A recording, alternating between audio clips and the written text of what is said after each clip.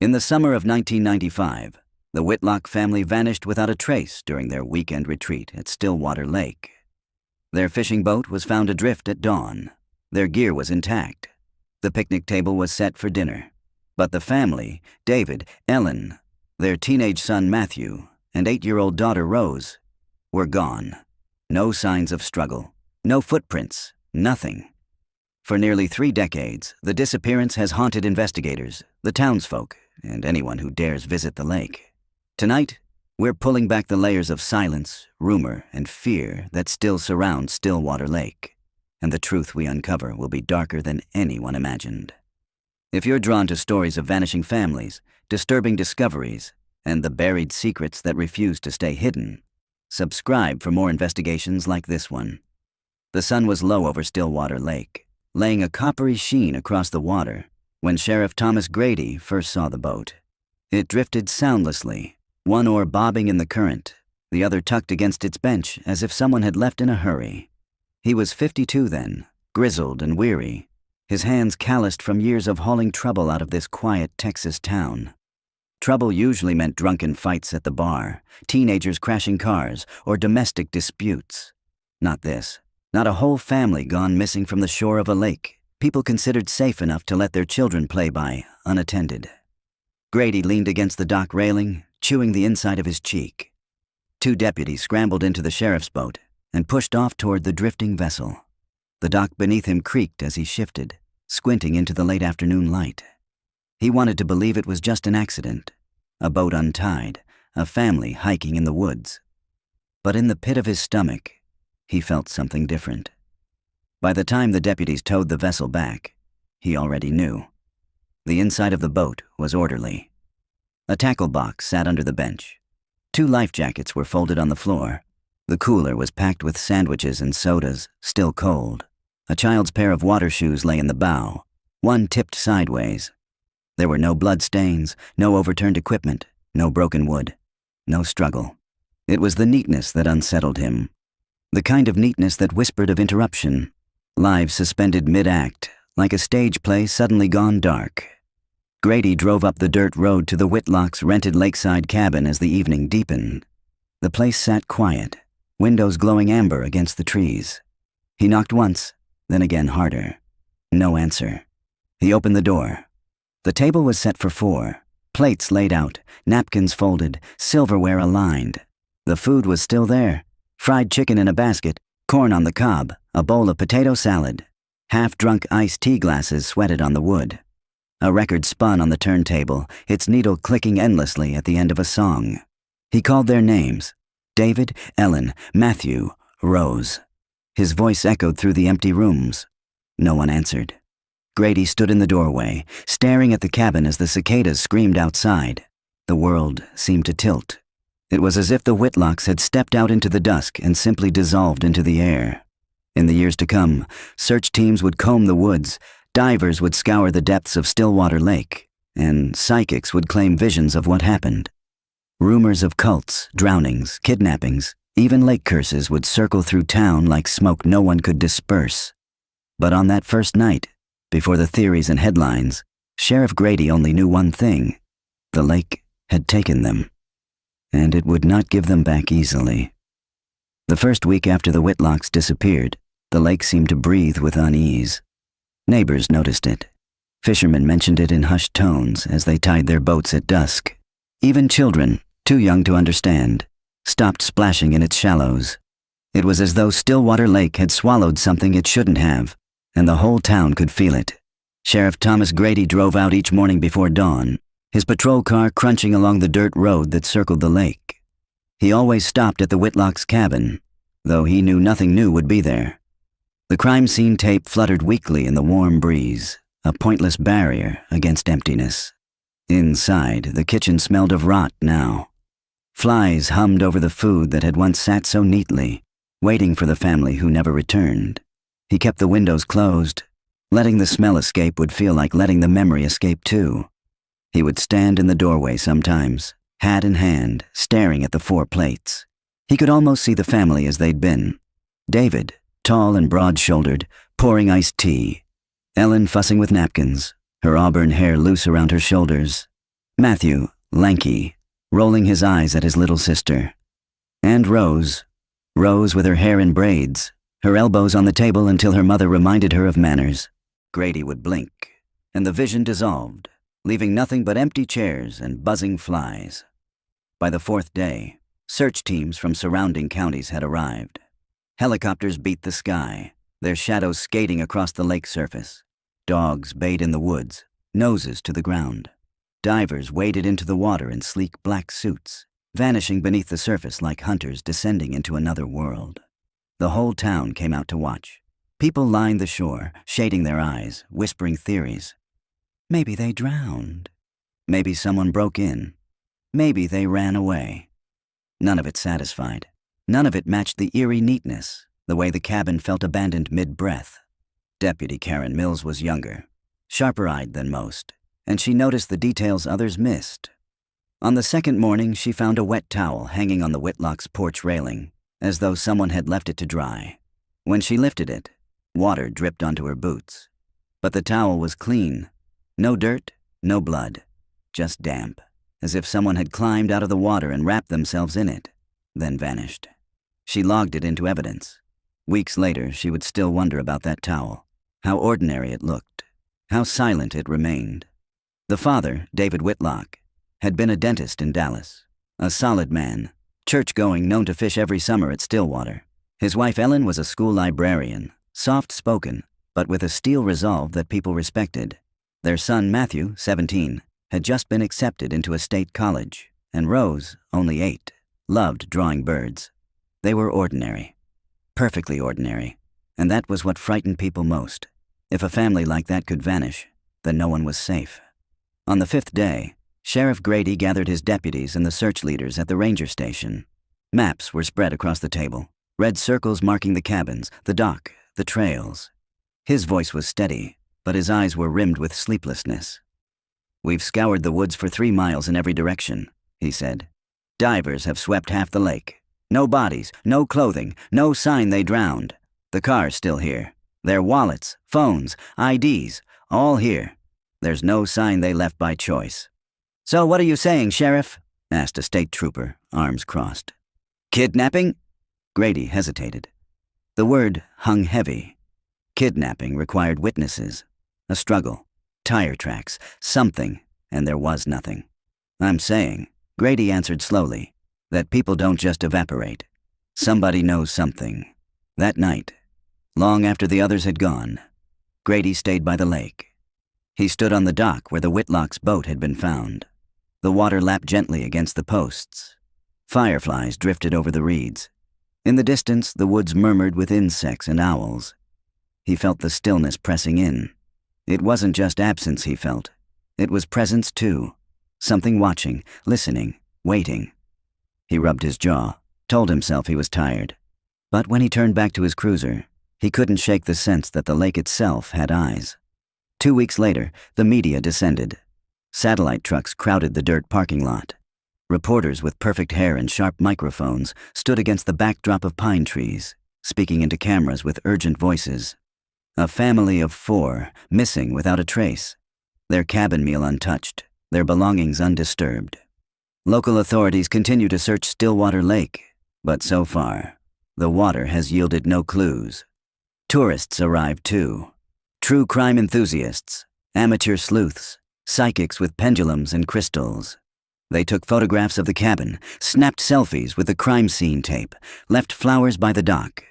For the townsfolk, it was an invasion. Stillwater Lake was supposed to be their quiet refuge, their summer retreat. Now it was a spectacle, its name in every newspaper and on every TV station. Parents no longer let their children wander. Couples who once rented cabins for honeymoons canceled reservations.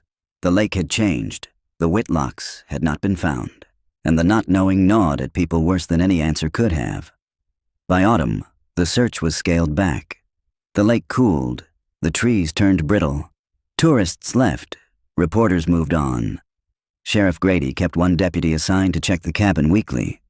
But the case folder thickened with dust. Theories multiplied. Some swore the Whitlocks had been taken by a cult rumored to meet in the woods.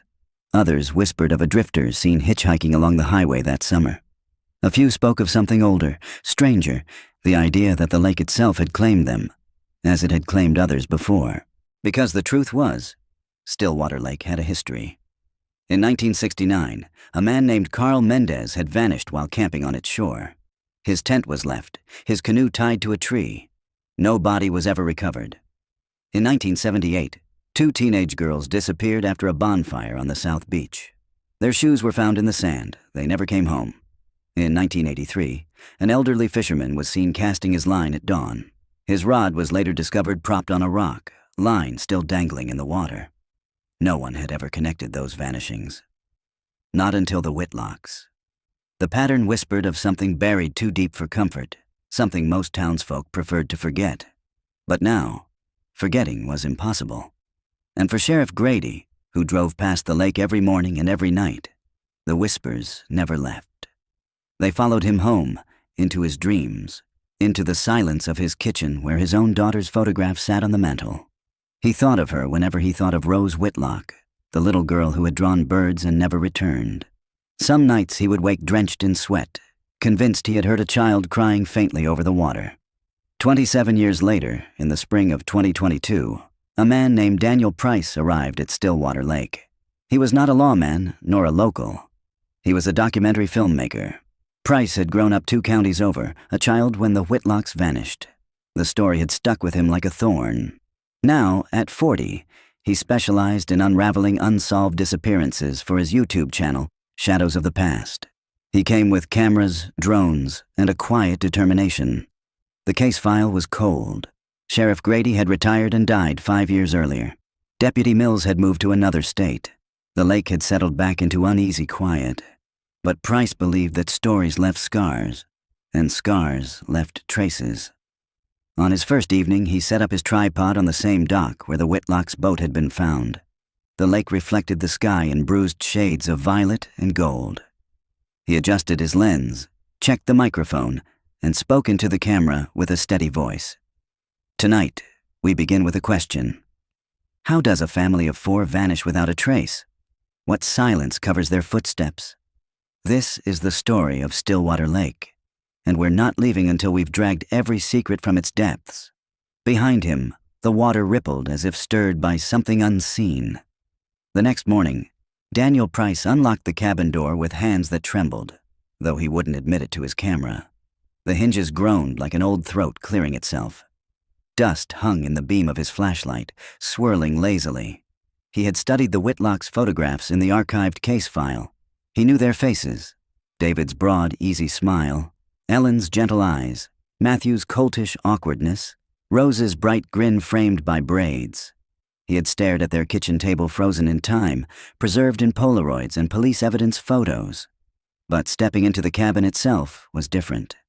Photographs flattened things. The air here still felt charged. He adjusted his audio recorder, narrating softly. Cabin 12, Stillwater Lake. This is where the Whitlocks spent their final hours. It has been abandoned for nearly 3 decades, but the sheriff's reports indicate little has changed. The living room was small. Pine-paneled walls, a sagging sofa, a record player covered in dust. The rug bore faint stains where furniture had once stood. He set his tripod near the corner, panned slowly across the room. On the table in the kitchen, faint outlines remained where plates had once rested. The evidence tags were long gone, but Price could still see the ghostly rings of iced tea glasses on the wood. He touched them, half expecting them to be cold. Upstairs, 2 bedrooms, one larger with a double bed, David and Ellen's. The other small twin beds opposite each other. Rose's side still had faint pencil marks on the wall where someone had measured her height, line after line with dates beside them. 7 years, 8 years. His throat tightened. He leaned close, whispering. She was growing. Matthew's bed had been stripped bare long ago, but Price noticed the posters still tacked unevenly to the wall. A football player mid-sprint. A heavy metal band frozen in snarling glory. They flapped slightly when he walked past, as though the house itself exhaled. He filmed it all, methodical, reverent. Outside, the morning light streamed through the trees. He stood on the porch, notebook open. In the margin, he scrawled a word that had risen unbidden in his mind. suspended. Later that day, Price drove into the small town that bordered Stillwater Lake. Main Street was 2 blocks long. A diner, a hardware store, a gas station with pumps older than he was. Locals watched him from shaded porches, their gazes sharp with the wariness of people long accustomed to outsiders arriving with questions. At the diner, he ordered coffee and pie. The waitress, silver-haired and heavyset, eyed his camera bag with suspicion. "You here for that YouTube thing?" she asked flatly. "Yes, ma'am," he said, smiling. "I'm revisiting the Whitlock case." Her lips thinned. "Revisiting, huh? We lived it. Didn't need cameras then, don't need 'em now." "I understand," Price said gently. "But sometimes, after years, details come clearer. People remember things they didn't know they remembered." She studied him a long moment, then refilled his coffee. "Don't go stirring up ghosts you can't put back," she muttered, but softer now. Her name tag read, Marla. He tried again. "Did you know the Whitlocks?" Marla's shoulders eased slightly. "Everyone knew them." "Nice folks. Brought the kids in for milkshakes once. Polite children. That little girl, Rose, she had a sketchbook. Drew every bird she saw out the window. Do you remember the day they vanished?" Marla's eyes clouded. "Like it was yesterday. They came in Friday night. Chicken fried steak for the parents, burgers for the kids. Paid in cash. Ellen told me she'd be back Monday morning for pie before they drove home. Monday morning came. They didn't." Her hand tightened on the coffee pot. "That cabin's cursed. Always has been. Cursed how?" She shook her head. "Ask old timers. They'll tell you. Me. I don't talk about the lake after dark." Price left the diner unsettled. He had expected suspicion, but not that edge of fear in Marla's voice. He scribbled in his notebook as he walked. Bird sketches, last meal, cursed cabin. The sun slid low, shadows stretching across the street. He passed the hardware store where a man in overalls leaned against the doorframe. The man called out, "Looking for trouble?" Price hesitated. "Just looking for answers." "Same thing," the man said, and spat tobacco into the dirt. That evening, Price sat on the dock again, reviewing his footage. The water was black glass, reflecting the stars. His face glowed in the dim light of the camera's screen. He rewound the cabin walkthrough, pausing on the pencil marks in Rose's room. He zoomed in. The last date read July 1995, the month they vanished. His chest tightened. How had that detail not made it into the case file? He scrolled through more footage. Something flickered in the corner of one frame, on the wall by the record player. He slowed it down. A faint smudge, like charcoal. Letters? He adjusted the contrast, the brightness. There it was, barely visible but present. "Help us." The letters were jagged, faint. They hadn't been mentioned in the reports. Had the investigators missed it, or had someone written it after the case went cold? The night pressed in around him. The lake rippled softly. He stared at the screen until his eyes blurred. Finally, he whispered to himself, "We're not alone in this cabin." The next morning, Price tracked down the last living deputy from the original search, Karen Mills. She was older now, in her 60s, living in a ranch house on the edge of town. She invited him onto her porch, where wind chimes tinkled in the breeze. Her hair was steel gray, her eyes sharp as ever. "I was the youngest on the team back then," she said, sipping iced tea. Nobody listened much. Grady was a good man, though, haunted by the end. "Do you remember the investigation?" Her gaze drifted toward the lake in the distance. "We turned over every rock. Dogs, divers, helicopters, nothing. It was like the earth swallowed them whole. But I never forgot that towel on the porch, freshly wet. It bothered me." Price leaned forward. "Do you think one of them made it out of the lake?" Mills hesitated. "For years, I hoped so. Hoped one of them swam to shore, ran through the woods, maybe got lost. But hope dies when decades pass, and no one comes home." She studied him. "Why are you really here?" "I want the truth," Price said. "For the family. For the town." Mills's eyes narrowed. "The truth won't set you free here. It'll bury you." Her words hung heavy between them. That night, as Price packed his gear in the cabin, a storm rolled across the lake. Thunder growled. Rain lashed the roof. He sat at the kitchen table with his notes spread around him, the ghostly outlines of the Whitlock's last meal beneath his elbows. Lightning flared, illuminating the room. For an instant, he thought he saw a figure in the corner by the record player. A small girl, hair in braids, sketchbook clutched to her chest. He blinked. Darkness swallowed the corner. His breath came fast. He reached for the camera, fumbling with the power switch. But when the lightning came again, the corner was empty. The storm rattled the windows, and Stillwater Lake roared with rain. Somewhere beneath that black surface, secrets shifted. Waiting. Daniel Price woke before dawn, the cabin air damp and heavy. The storm had passed, leaving the lake calm again, but his sleep had been broken by dreams. Always the same dream. Water lapping at the edge of the bed, footsteps pacing outside the door, a child's voice whispering, "Help us." He brewed coffee on a portable stove, the bitter smell filling the room. Then he set out toward the county courthouse, where archives were kept in a low, brick building that smelled of dust and lemon polish. The clerk, a weary woman with glasses perched at the end of her nose, led him to the records room. "Most of what you're after is on microfilm," she said. "Old police reports, local papers.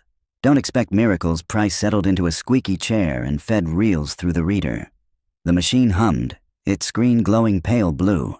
Headlines scrolled past. 1969, camper vanishes at Stillwater, tent left untouched. 1978, 2 teens disappear after bonfire. Shoes found in sand. 1983, fisherman's rod found, owner gone. 1995, family of 4 vanishes. Lake drained, no trace. The stories were brief, clipped, written with a detachment that irritated him. Each case was isolated, never connected. But as he read, the similarities coiled tighter. Belongings left neat, meals or tools mid-use, silence swallowing all evidence. He jotted notes, tent, shoes, rod, plates. Always items waiting, always a scene paused, patterns. Later, he drove to interview a man named Henry Cobble, one of the last people alive who remembered the 1969 case. Henry lived in a weathered farmhouse 5 miles from the lake. His porch sagged, chickens pecked the yard, and his eyes were clouded but alert. "You want to hear about Carl Mendez?" Henry rasped, rocking slowly in his chair. "Yes, sir." The record said he disappeared camping at the lake. Henry spat into a tin can. "That's what they said. But I was there the morning they found his camp. Tent flap open, fire still smoking, coffee cup sitting half full. His canoe tied neat to a tree. Like he'd just stepped away. Did they search?" "Course they searched. Brought in men with dogs, divers, nothing. You know what I remember most?" Henry's voice dropped. "The dogs. They howled. Not barked, not whined. Howled. Wouldn't go near the water." Price felt a chill crawl his neck. "And you think the lake had something to do with it?" Henry's cloudy eyes fixed on him. "Son, that lake takes what it wants, and it don't give back." In the afternoon, Price returned to the diner.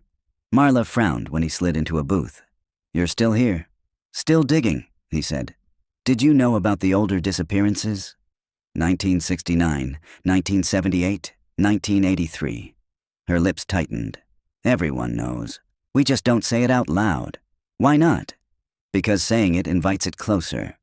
She poured him coffee, her hand trembling slightly. "You think the Whitlocks were the first?" "Number. But they were the loudest. A whole family gone. Harder to bury that story." Price leaned forward. "Do you think the disappearances are connected?" Marla looked at him for a long time. Then she said, "You ever notice how the lake never gives up bodies?" "Not once. People drown in every lake in Texas, but at Stillwater, they vanish whole. Tell me how that's possible." She left before he could answer. That night, Price reviewed his notes. The storm had scrubbed the air clean, and the lake outside shimmered under moonlight. He replayed the diner exchange in his head. Never gives up bodies. He pulled out maps. The 1969 camp was on the west shore. The 1978 bonfire on the south beach.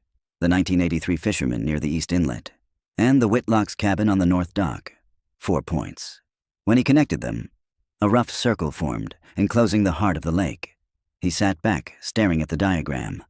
It wasn't proof. It wasn't evidence.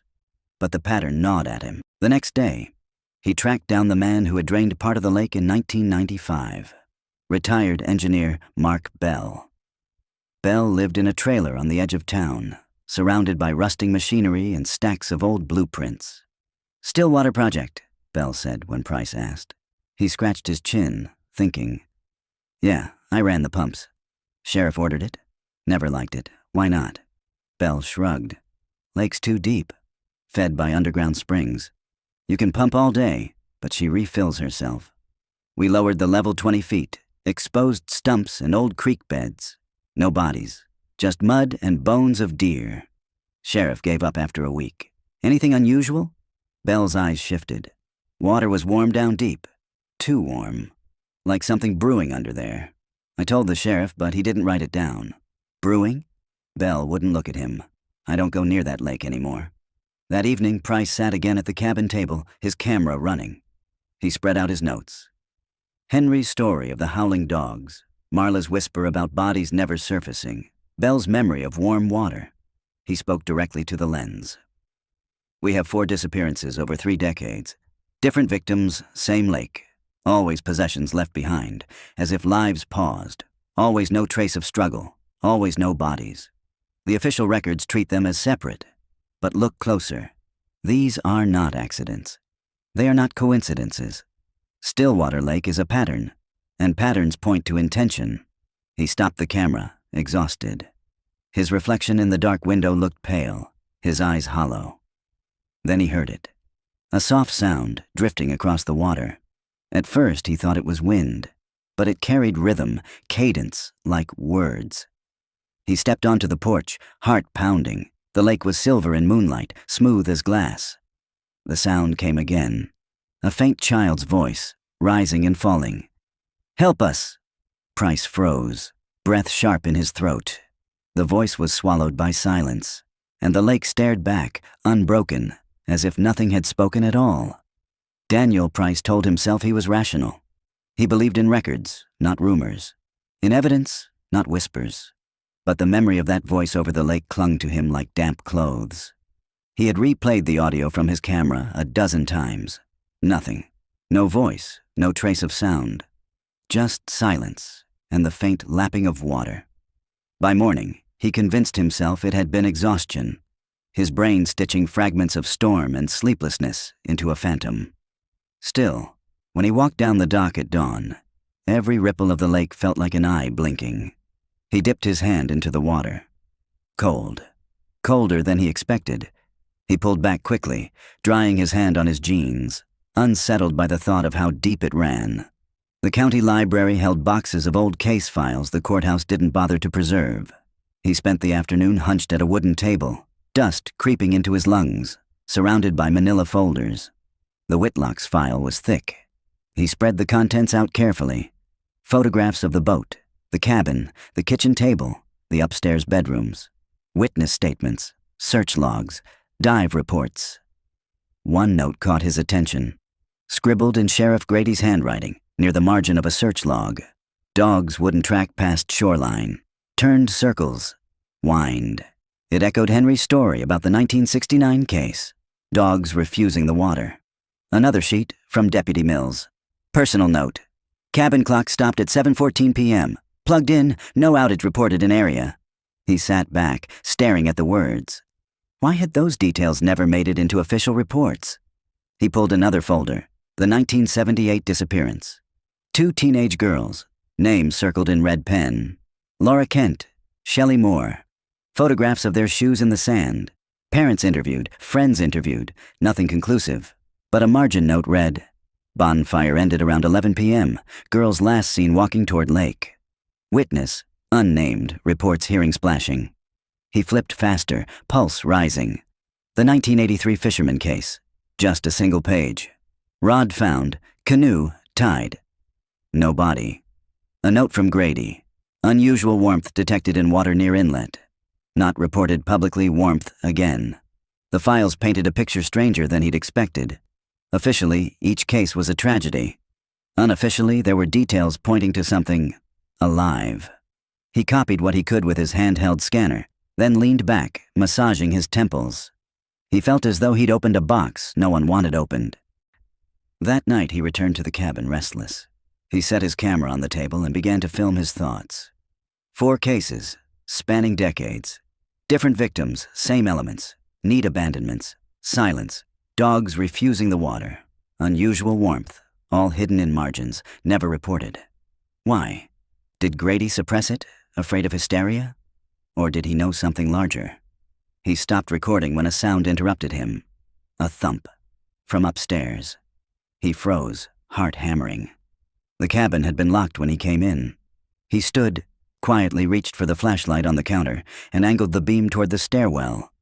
Another sound. Softer. A scrape. He ascended slowly, each step creaking. At the top, the hallway stretched pale in moonlight. Rose's bedroom door stood slightly ajar. He pushed it open. The room was empty.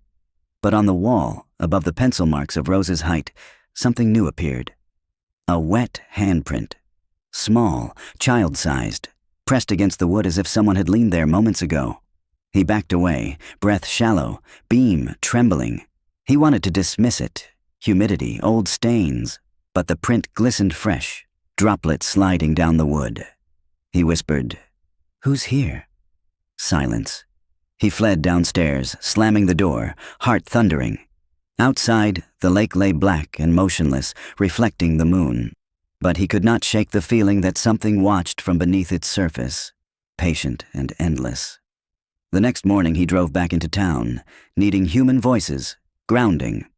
At the hardware store he found the man who had mocked him days earlier, lean, weathered, named Earl Dobbins. Earl eyed him with curiosity as Daniel approached. "You look spooked," Earl said, chewing a toothpick. "Did you ever hear of strange things in the cabin? People seeing things?" Earl chuckled. "People hear things all the time. Doors, whispers, water where it shouldn't be. Sheriff used to say it was nerves. I say it's the lake talking. The lake?" Earl leaned closer. "You know what happens when you stare at still water too long? You start seeing things. Your reflection moves wrong. Your own face smiles back crooked. Folks don't last in those cabins." "Not long," Daniel studied him. "Do you think the Whitlocks are still out there?" Earl spat the toothpick onto the dirt. "Out there?" "Number. Down there." That evening, Daniel set his drone into the air, desperate for clarity. It rose over the lake, humming softly, camera panning across the silver expanse. At first, the footage was ordinary. Pines leaning, the shoreline etched in shadow. But when he steered toward the center, the water darkened unnaturally. Not just from depth. It looked almost like an ink spill, a black patch too wide and round to be natural. He zoomed in. Ripples spread outward from the patch, though the rest of the lake was glass. Then, movement. Something pale and long drifted beneath the surface, too deep to identify. Not fish, not human, something else. His throat tightened. He nearly dropped the controller. He yanked the drone back, heart thudding, sweat beading on his palms. Later, reviewing the footage frame by frame, the pale shape blurred and vanished. No outline, no confirmation. Just water again. He whispered into the dark cabin. "It's down there." Sleep came fitfully. Dreams twisted. He dreamed of the Whitlocks at their dinner table, faces blurred, hands reaching toward him. He dreamed of Rose, holding her sketchbook, her mouth opening to scream, but water poured out instead of sound. He woke gasping, sheets damp, the faint smell of lake water in the air though the windows were shut. In the silence, he heard it again. A whisper. Closer this time. Inside the cabin. "Help us." And Daniel Price realized that the line between investigating the Whitlocks' disappearance and living it was thinning dangerously fast. By the 5th day, Daniel Price had stopped telling himself it was exhaustion. Too many oddities lined up now. The handprint, the drone footage, the voices. He still clung to his investigative core, but he felt like a diver running low on air, deeper than intended, unsure if he could swim back to the surface. That morning, he drove out to the Whitlocks' hometown. An hour south, past fields of brittle grass and rusting fences. He wanted to see their life before the lake swallowed it. The town was small, neat, orderly. At the edge of Main Street stood the dentist office where David Whitlock had worked. Closed for decades, the paint faded, the windows dusty. A for lease sign swung on one hinge. Next door, the pharmacy. Inside, the pharmacist, an older man with tremors in his hands, remembered them. David was steady, the man said. Not a wild bone in him. Ellen came in every Tuesday for prescriptions, vitamins, allergy pills for Rose. Ordinary folks. That's what made it so wrong. Ordinary folks don't just vanish, Daniel pressed gently. Do you think David could have run away? Taken the family? The man shook his head. Not a chance. He had patients booked solid through fall. Took pride in his work. You don't run from something you built with your bare hands. The man's eyes misted. That little girl. She used to come in here with drawings. Birds, trees, fish. Always gave me one. Said my counter looked too boring. Daniel thanked him, pocketing the detail like a fragile shard of glass. At the county records office, he requested the Whitlocks' file again. This time, not the disappearance, but their personal records. Marriage license, birth certificates. He found one that made his pulse jolt. A missing report filed not in 1995, but in 1982. The name, Caroline Barrett, Ellen Whitlock's younger sister. Caroline had disappeared at age 17, last seen near Stillwater Lake. Daniel sat back, stunned. The same lake. Another victim. And Ellen had still taken her family there years later. He dug deeper. The file was thin, almost erased. Caroline had gone camping with friends. One morning she was gone. No search records. Just a note. Presumed runaway. Case closed. He scribbled furiously in his notebook. Ellen's sister vanished here first. Did Ellen know? Why bring her children? Why return to the same place? The question spiraled in his head as he drove back. The cabin greeted him with silence, heavy and expectant. He spread Caroline's file across the table.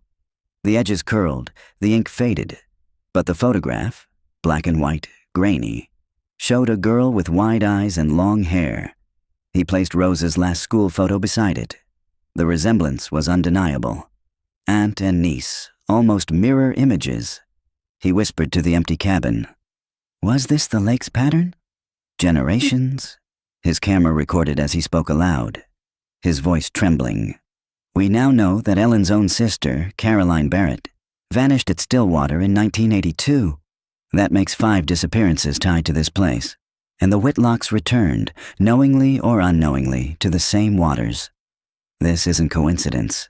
This is a cycle. He shut off the camera and stared at the photos.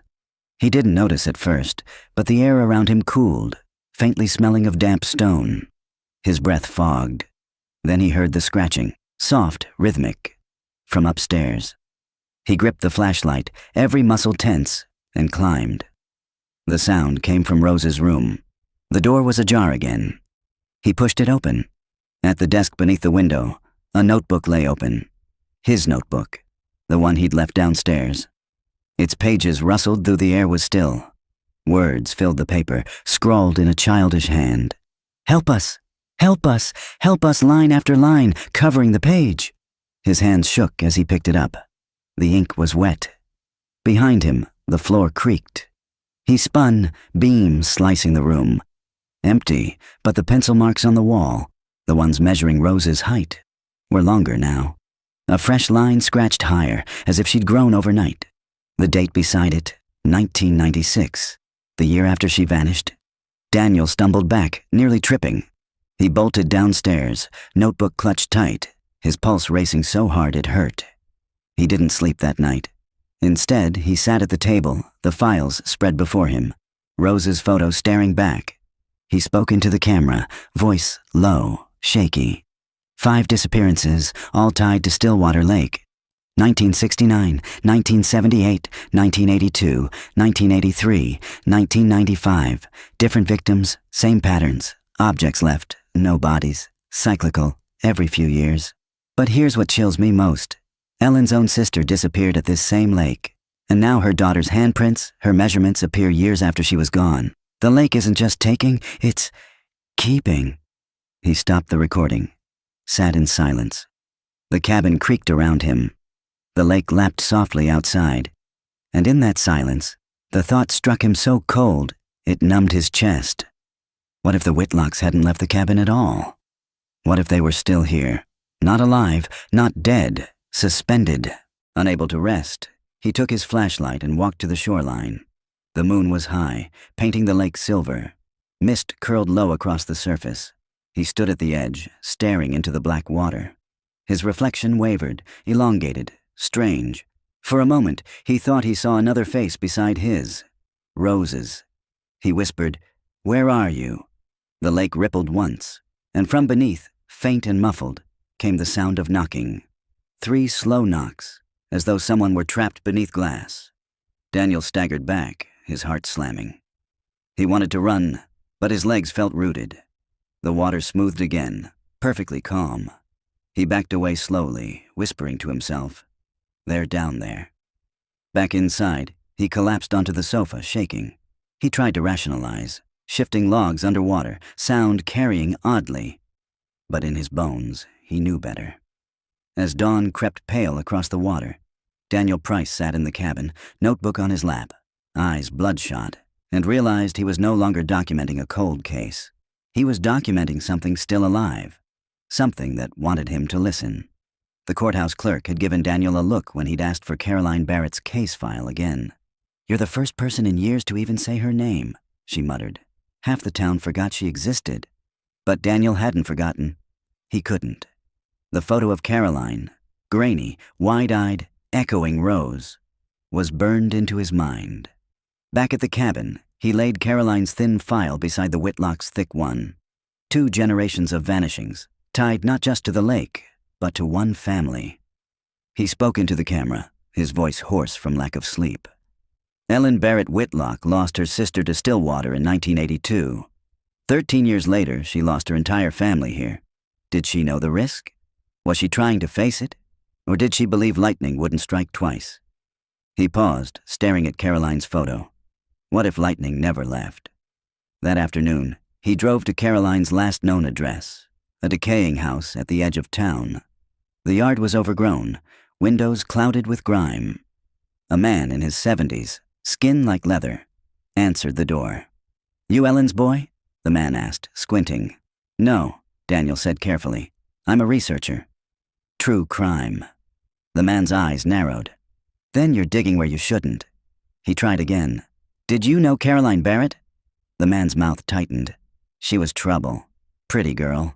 Drew attention. Hung around the lake with the wrong crowd. Then poof, gone, Sheriff said runaway. "I said good riddance, Daniel echoed, startled. "Girls like her stir the water. And when the water stirs, people drown." The man slammed the door. Daniel stood there, chilled. Caroline had been 17. Hardly a runaway. Hardly trouble. The bitterness in the man's voice sounded less like truth and more like guilt. He stopped at the library again, scrolling through microfilm of old newspapers. There it was. A brief article, July 1982. Local teen reported missing at Stillwater. Caroline Barrett, 17, last seen camping with friends.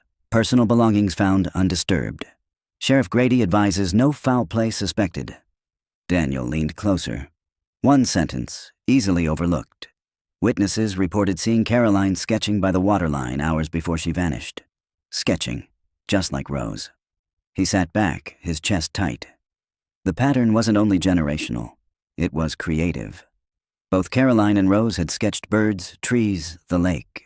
Both had vanished after leaving their marks on paper. He whispered to himself, "It takes those who observe it."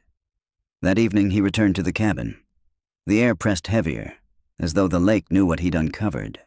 He spread Caroline's article on the table, beside Rose's school photo. The resemblance was uncanny. He set his camera to record and spoke directly into the lens.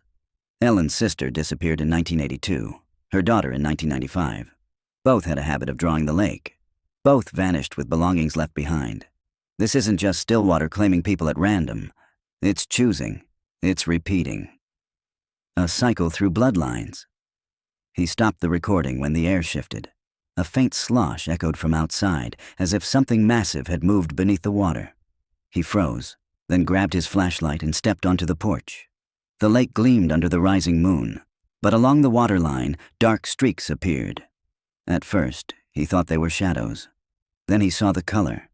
Deep, ruddy red. Blood. It oozed into the shallows, seeping across the sand before dispersing and vanishing into black water. Daniel staggered back, bile rising in his throat. He aimed the flashlight wildly, but the streaks were gone. The lake was pristine again, reflecting stars. His knees trembled. "You're showing me," he whispered. "You're showing me what you took." Inside, he paced, hands shaking. He tried to rationalize. Iron deposits, algae blooms. But the smell lingered in his nostrils, coppery, undeniable. He collapsed onto the sofa, pressing his palms to his eyes. That's when he felt it. Dampness on the cushion beside him. He snapped his head toward it. A wet imprint. Small. A child's body curled as if lying beside him. The air chilled. Water dripped steadily onto the floor, though the ceiling was dry. He whispered hoarsely, "Rose?" A faint giggle answered. Not malicious, soft, almost playful, but it froze him more than a scream would have. He bolted upright, clutching his notebook. On its cover, new words appeared in smeared handwriting. "Don't look." The pages beneath were damp. The night stretched long. He sat at the table, light on, refusing to close his eyes. The files spread before him looked less like evidence now and more like offerings, tributes to the lake's appetite. Caroline Barrett, the Whitlocks, others unnamed. And as dawn broke pale through the window, Daniel realized he was no longer simply uncovering a pattern. He was inside it, and the lake was watching, waiting for its next turn. Daniel Price hadn't planned on renting a boat. His research was supposed to stay on land, tethered to files and interviews, not drifting on black water. But the longer he stared at the map with its circle of disappearances, the more he knew. Answers lay at the lake's center. The rental shack was a weathered hut by the south beach. The owner, a man with arms like ropes and a cigarette glued to his lip, squinted at Daniel. "You're not fishing," the man said flatly. "No." "Then you're wasting your money." Daniel forced a thin smile. "Maybe I like wasting it." The man muttered something about fools and signed over a small aluminum skiff with a wheezing motor. The boat coughed across the surface, the water calm, the sky low and gray. Daniel filmed as he went, camera fixed to the bow. "This is the approximate center," he narrated, voice taut. "Disappearance sites form a ring around this point. If the lake has a core, psychological, symbolic, or otherwise, it's here." He cut the motor. Silence rushed in, thick and absolute. The lake spread in every direction, glassy, endless. He leaned over the side, staring into the water. His reflection warped. Beneath it, shadows. He squinted, pulse quickening. Something pale drifted below, too long to be a fish. It undulated slowly, like fabric caught in a current. Then it turned. Not fabric, a face, or the impression of one. Blurred, gray, eyes open wide. Daniel recoiled, nearly tipping the boat. He fumbled for the camera, aimed it at the water. By the time he refocused, the shape had vanished. A sudden jolt rocked the skiff. Water splashed over the side. He gripped the edges, heart hammering. "Logs," he whispered, trying to calm himself. "Just logs." But another jolt struck, harder. The boat lurched, water sloshed. Then a sound rose, not from air, but from beneath. A hollow, resonant thumping, steady, like fists pounding from under ice. Knock, knock, knock. He froze, paralyzed. The boat tilted. A pale hand slapped against the hull from below. He screamed, shoving himself backward. The hand smeared upward, leaving streaks of wet across the metal before sliding back under. The water churned. Pale arms, dozens of them, writhed beneath the boat, clawing upward, trying to pull it down. "No!" Daniel shouted, yanking the motor cord. The engine sputtered, failed. He tried again. On the third pull, it roared to life. He shoved the throttle, the boat jerking forward, spray hitting his face. The arms followed, white shapes rolling beneath the surface, keeping pace. He raced for shore, eyes wide, lungs searing. The boat scraped sand. He leapt out, stumbled onto the beach, collapsing in the wet grit. When he looked back, the lake was calm again, the water smooth, the boat rocking gently as though nothing had touched it. He staggered to his feet, shaking. His camera still recorded. He retrieved it with trembling hands, heart pounding, and checked the footage. Nothing, no arms, no pounding, just calm water. He laughed bitterly, a broken sound. "Of course," he muttered. "Of course it erases itself." But when he turned the camera toward himself, he froze. On his cheek, reflected in the lens screen, was a wet handprint. Small, child-sized. He touched his skin, but the print wasn't there, only in the reflection. He dropped the camera, chest heaving, the truth solidifying in his bones. Stillwater didn't want to be studied. It wanted to be fed. And he had just stepped too close to its mouth. The near drowning haunted him through the night. Even when he left the cabin and sat under the porch light, wrapped in a blanket like a child, the sensation of hands pulling him down clung to his skin. By morning, exhaustion had dulled the terror to a raw ache. He told himself one thing. If the lake wanted to keep its secrets, he had to find someone who tried prying them open before. Sheriff Thomas Grady. The man had died in 2008, but rumor held that he'd left his records behind in a lockbox at the courthouse. Official files were thin. What Daniel needed were the things Grady hadn't wanted on paper. The courthouse basement smelled of mold and time. A clerk, young and bored, waved him toward the shelves with a distracted gesture. Boxes are alphabetical. Anything marked archive isn't sorted. Daniel spent hours digging. Dust coated his hands, crawled into his lungs. Then he found it. A battered ledger marked G with tape peeling at the edges. Inside, neat handwriting spanned decades. Not case reports, not minutes, observations, personal notes. He flipped to 1969. 2 gone, boat adrift, dogs circled, whined, refused water. Felt humming beneath dock 1978. Girls vanished near bonfire, found sandals, heat in shallows, though night was cool. Deputies won't write it down 1982. Caroline Barrett, witness said she sang while sketching by the water line. Went silent mid-verse. Found sketchbook soaked but ink fresh. Parents demanded more. Closed as runaway. I don't believe it, Daniel's throat tightened. Caroline's sketchbook had been found, but in the official file, nothing. 1983. Fisherman. Canoe tethered. No body. Temperature shift again. Warmth. Always warmth. 1995. The entry was longer, shakier. Whitlocks. 4 gone. Table set. Clock stopped 7:14. Cabin damp though no storm. Dreams of them for weeks. Here knocking from lake even inland. Tried reporting. Mayor shut it down. Protect tourism. I fear it feeds on attention. We give it what it craves.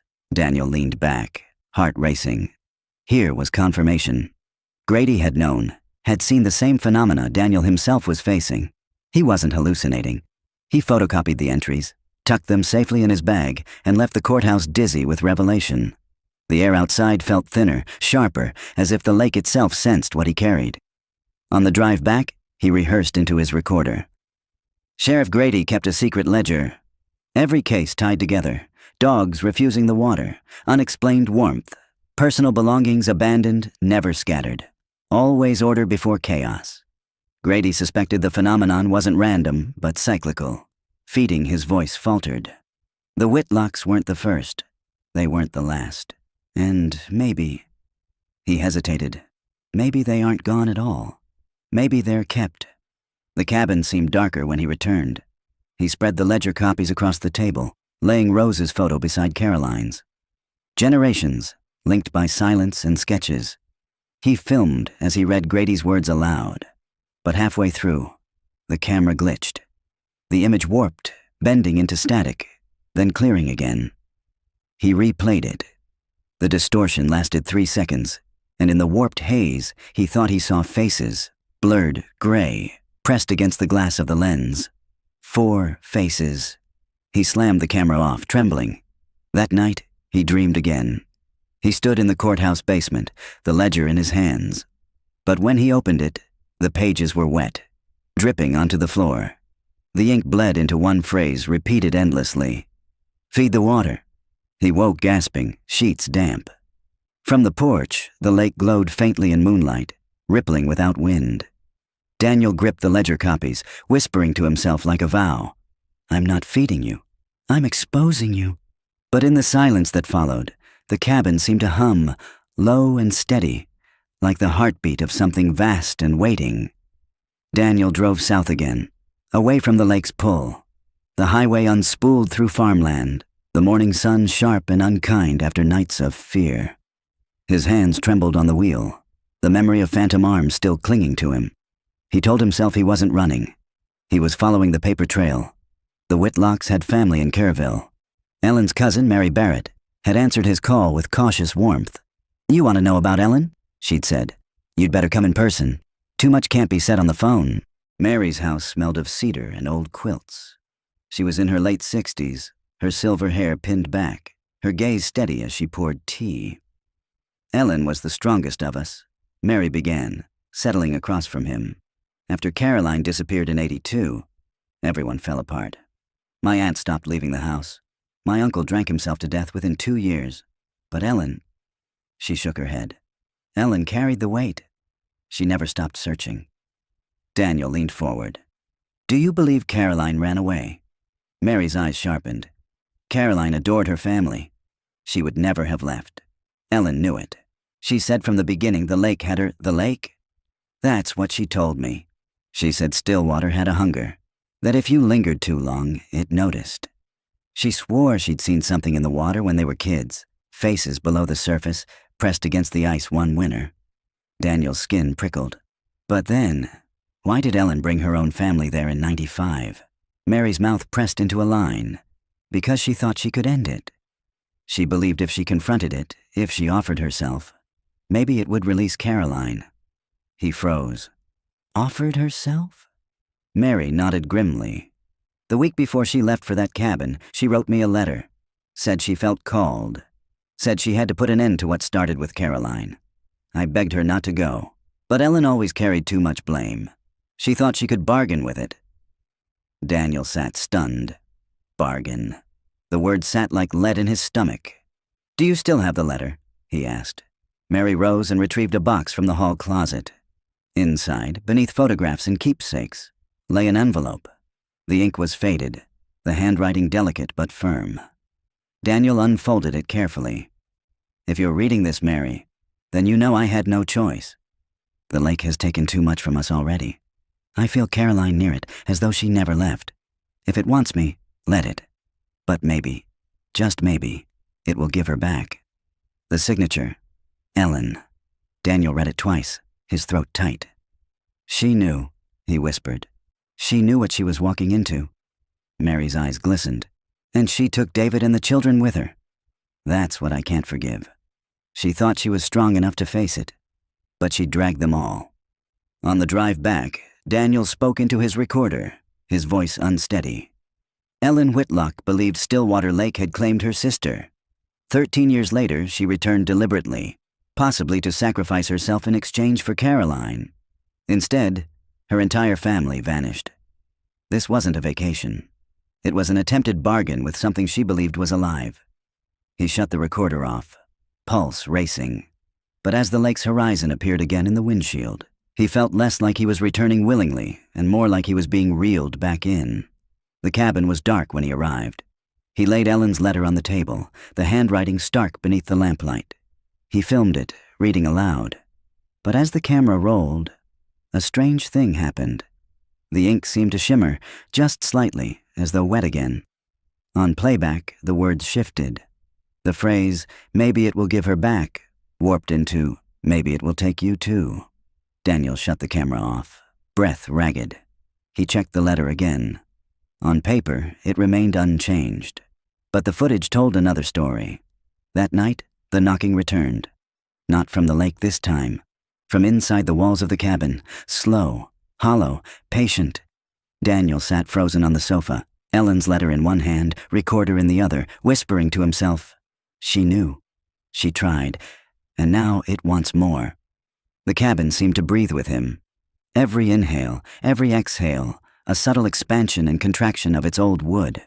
Daniel noticed it first at dusk, when the shadows stretched long across the floor.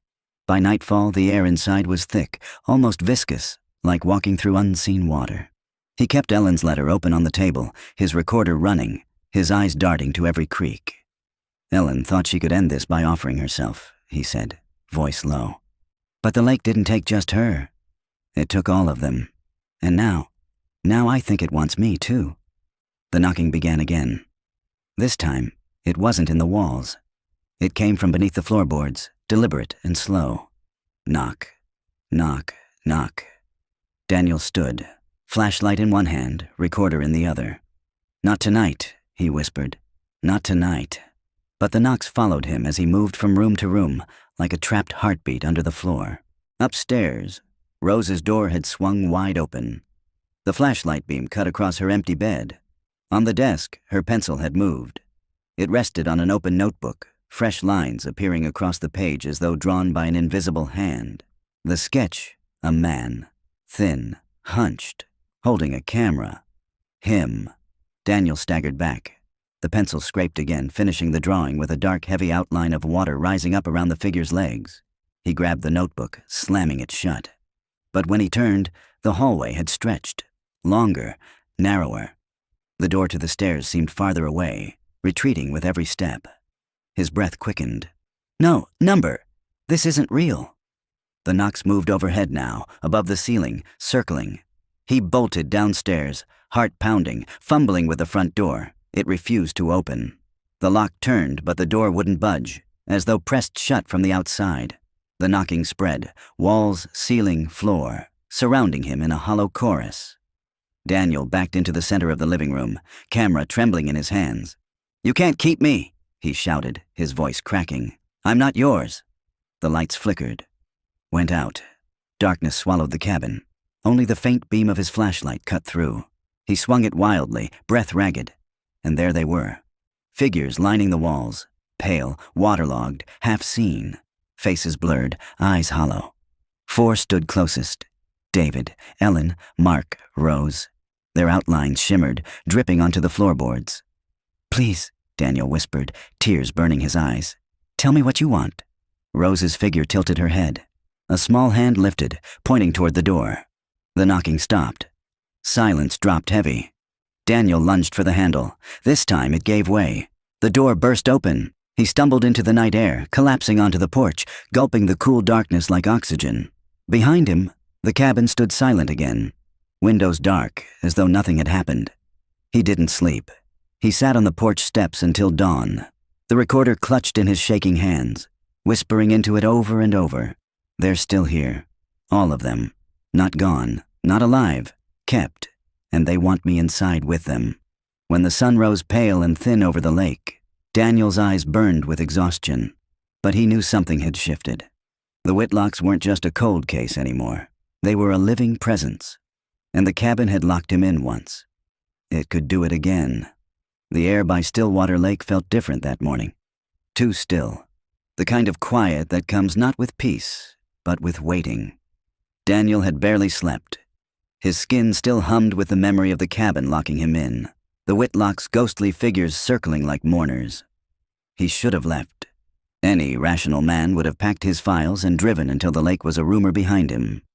But rationality had abandoned him days ago. He was tethered now, by Ellen's letter, by Caroline's sketch, by the sense that if he stopped, their voices would be lost forever. He needed proof. Something undeniable.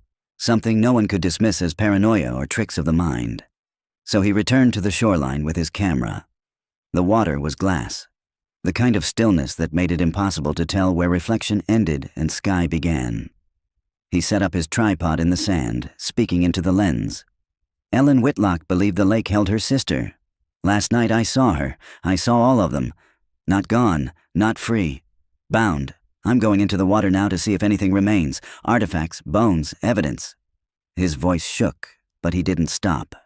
He stripped off his boots, rolled his pants to his knees, and stepped into the shallows.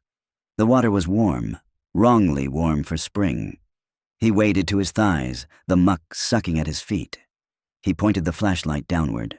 Silt swirled, shadows shifting. "Caroline?" he whispered. "Rose?" At first, nothing. Then the surface rippled, though no wind stirred it. A pale glimmer appeared below, drifting closer, rising. Fabric. He reached down, fingertips brushing the water. The fabric unfurled, blue, faded, with a white trim. The handbag. Rose's handbag. His heart leapt.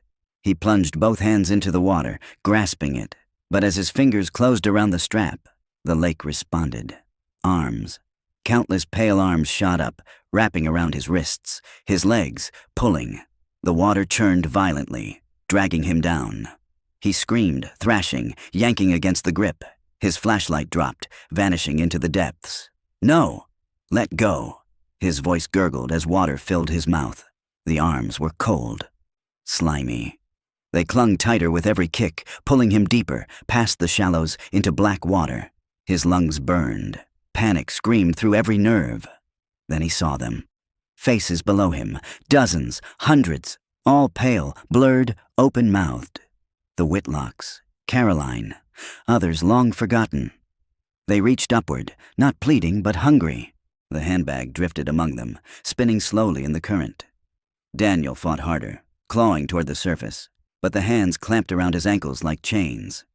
Darkness closed in, his chest convulsed, desperate for air. Then, impact. Something slammed into his side, hard. He gasped as his head broke the surface, coughing, vomiting lake water. The current had shifted, tossing him sideways. His arm struck a half-submerged log. With every ounce of strength, he clung to it, dragging himself upward, kicking wildly. The hands slipped away. The faces sank. He clawed through the shallows, crawling onto the sand like a man reborn. He collapsed, choking, trembling, water pouring from his nose and mouth. The handbag was gone. But his camera still stood on the tripod, lens pointed directly at him. The red recording light blinked steady. For an hour, he lay on the shore, staring at the sky, too weak to move. The sun crawled higher, warming his soaked clothes, but he felt no comfort. Only dread. Because he had seen them, all of them. And for one fleeting second, as he was pulled under, he thought he recognized something else among the faces. His own reflection, as though the lake had already counted him among its dead. When he finally staggered back to the cabin, he replayed the footage with shaking hands. The water, the thrashing, his screams. But no arms, no faces, only him, struggling alone against invisible forces. He laughed bitterly, the sound breaking in his throat. But in the last frame, as he crawled onto the shore, the camera caught something. Behind him, standing knee-deep in the lake, was a girl. Her hair hung wet over her face. Her arms hung limp. Rose. The image lasted only a second before the tape cut to static. Daniel hadn't eaten in 2 days. Coffee and adrenaline kept him upright, but his body felt like glass ready to shatter. The lake had nearly claimed him once. It would not give him another chance without finishing the job. He sat at the cabin table. Ellen's letter unfolded beside the recorder. If it wants me, let it. But maybe, just maybe, it will give her back. Her words looped in his head until he could hardly think. Ellen had believed she could bargain. She failed. But she left behind the idea. Surrender might release what was taken. Was that the lake's hunger? Not random, not cruel for cruelty's sake, but selective, choosing sacrifices to keep itself fed. He stared at his reflection in the black coffee, pale, hollow-eyed, already marked. And in the silence, he whispered, "Take me. Leave them." That night, he walked to the shoreline barefoot, the sand cold under his feet. The camera slung across his chest recorded every step. He carried nothing else. The water was calm, moonlight shimmering across its skin.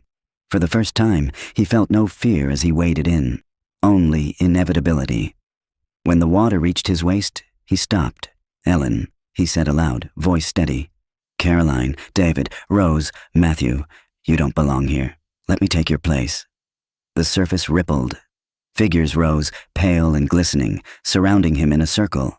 Faces familiar, blurred yet recognizable. Ellen closest, her eyes hollow but fixed on him. Behind her, Rose. Her small frame, her soaked hair, her eyes too old for her years. Daniel's throat tightened. "I'll go," he said, "if you let her walk out." The lake stirred.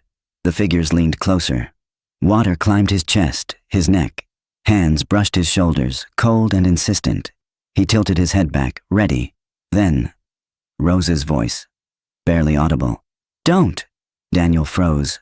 Her lips had moved. He saw it. A spark of will flickered in her drowned eyes. "Don't," she said again, stronger. Her small hand lifted, pointing back to shore.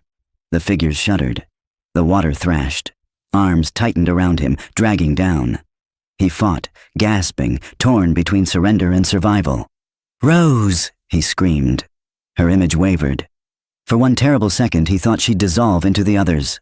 But then her lips shaped a single word. "Run!" With a cry torn from the deepest place inside him, Daniel ripped free. He kicked, shoved, clawed toward the surface. The water fought back, hands clutching, dragging. But he surged upward, lungs on fire, breaking through with a gasp. He swam blind toward shore, every stroke agony. Arms reached, pulling him back, but he thrashed harder, teeth bared, refusing. Sand struck his hands. He crawled onto the beach, collapsing, coughing lake water until he could breathe again. Behind him, the surface calmed. The figures sank. Only ripples remained. Rose was gone. He lay there under the moon until exhaustion swallowed him. When dawn came, he staggered to his feet, trembling. The camera had recorded it all. He played it back with shaking fingers.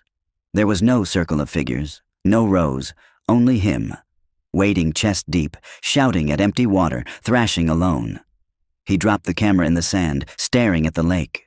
Silent, beautiful, empty, but in his chest, he carried the echo of Rose's voice. He knew he hadn't imagined it. She was still in there, and she didn't want him to follow. As the sun rose over Stillwater Lake, Daniel whispered into the wind, "You've taken enough. You won't have me." But the water rippled once, as if laughing, as if reminding him. It always took what it wanted. 3 weeks later, Daniel Price uploaded his final video. The thumbnail showed Stillwater Lake at dawn, silver water stretching into haze. His voice, low and ragged. Opened the recording. "This is Daniel Price. This is my last report from Stillwater. The truth is, I don't know what happened. I don't know what's real anymore." He paused, his face pale in the dim cabin light. "But I saw them. Ellen, Caroline, Rose. They're still there, not alive, not gone, something in between." He leaned closer to the lens. "If you come here, it will take you. Maybe not today, maybe not tomorrow, but it will notice you. And once it notices, it doesn't let go." The feed cut to footage of the lake, rippling under moonlight. Daniel's voice continued over it. "I didn't save them. I couldn't. But I heard Rose. She told me not to follow. She told me to run. So I did. I ran. And I survived." For now, the video ended in silence. Daniel never posted again. Subscribers speculated. Burnout, breakdown, disappearance. Some insisted the series was fiction. Others swore they saw faces in the static between frames, blurred figures waving from the water. But the camera he abandoned on the sand was eventually found by hikers. Inside, the files were corrupted. Only fragments could be recovered. Distorted images of Daniel thrashing alone, screaming at empty water. And one final clip, unexplained. A single handprint, wet, child-sized, pressed against the lens from the inside. Back in Austin, Daniel lived quietly, avoiding interviews, refusing to speak about Stillwater. At night, he dreamed of knocking, slow, patient, hollow. He woke to damp sheets, the scent of lake water clinging to his skin. On his bathroom mirror, streaks sometimes appeared, not written in steam, but traced in water droplets. One word, "Run." He scrubbed them away each time, but they returned. Daniel Price had escaped the lake, but Stillwater had not let go of him. And somewhere beneath that glassy surface, Ellen, Caroline, David, Matthew, and Rose waited. Not gone, not free, kept.